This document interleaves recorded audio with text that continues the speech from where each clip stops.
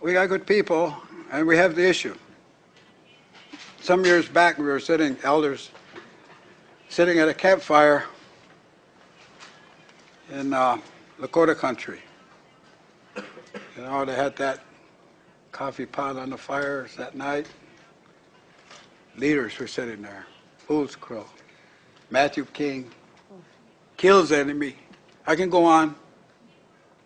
I was a youngster then, younger.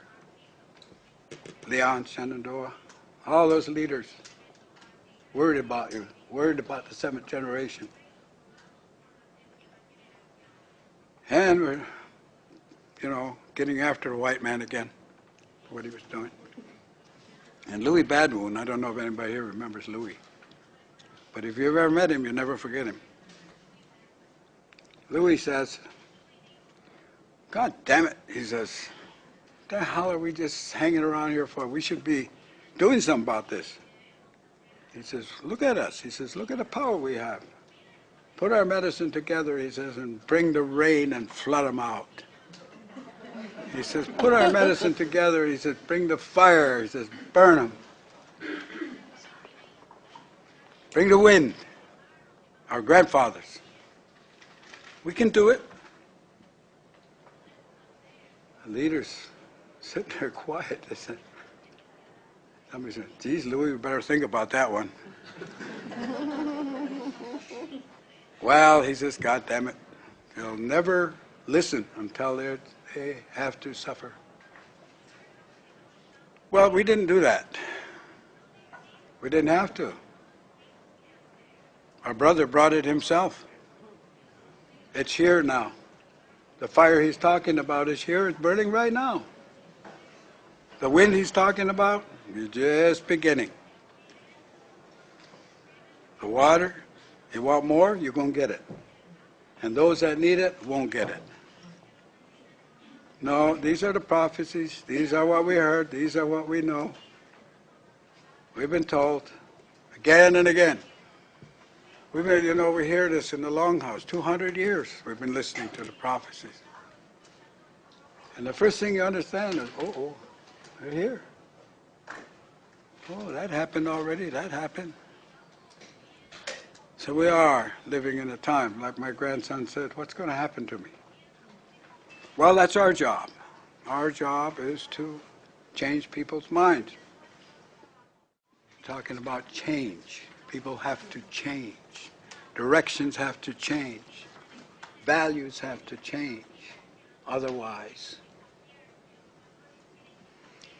there's no mercy in nature. None. No mercy. Nature has none. Has only law, only rule. You don't abide the rule, you suffer the result. And it's just no habeas corpus here. It's what you do and how you live. In 1950, there was 2.5 billion people in the world. In 1950.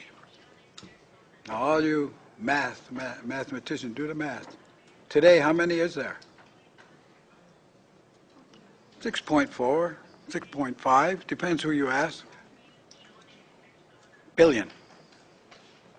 Took 400 million years to get to 2.5 billion. Took 57 years to go to 6.5 billion. There's your problem. That's your problem. It's a tough one, because if you look at that graph, it's going straight up.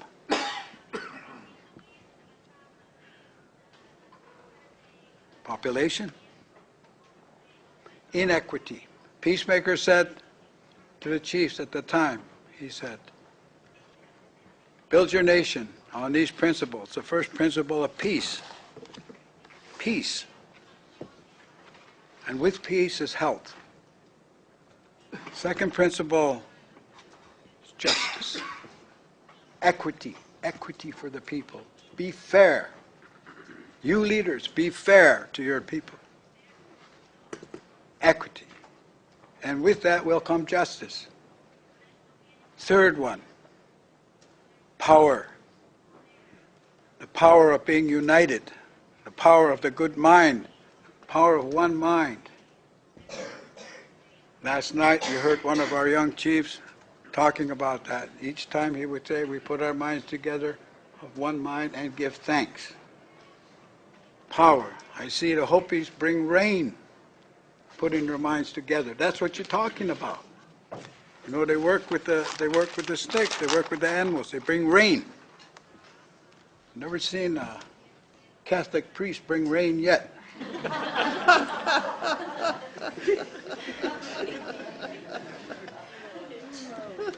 I think I can safely say you never will. But we do. We bring rain. We give thanks. We work with the animals. For everybody. So what is it then? In the Global Forum, Spiritual Parliamentary Leaders, we met many years, and we came down finally, in meetings like this, we said, all right, well, what is it that we are going to say here, finally, after all these meetings? And Akio Matsumura, who was the leader of that, 4 words, he said. Value change for survival. Came right down to 4 words. You're either going to change your values or you're not going to survive. I tell you, the earth has no mercy. You abide that law or suffer the consequence. Business as usual is over. Carbon is over. Oil is over. We better find something else. We better find some equity. We are not going to have the luxury of spending $200 billion in a war.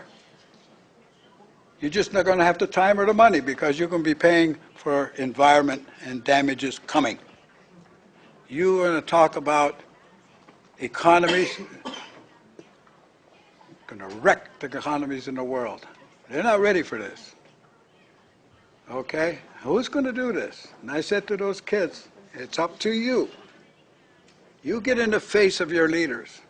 You get in the face of your mother and father, and you tell them, change or else. I said, I'll help you. I'll be right there.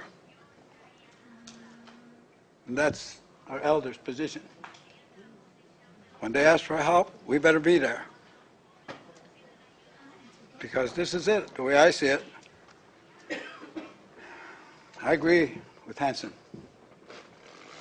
I agree with those figures. I never used those figures because the other instruction a peacemaker said was never take hope from the people. Give the people hope. And what is hope? It's leadership. It's principle. And that means the leader's got to be out there, front. Fight is on. Big fight now. A lot of people in the world, really, more than you know, just waiting, waiting. And the country that's got to change is right here, this country, number 1. And can change the most because it's the worst. But when they find out and when they do change, you know they're going to be happy, just like the Cherokees were.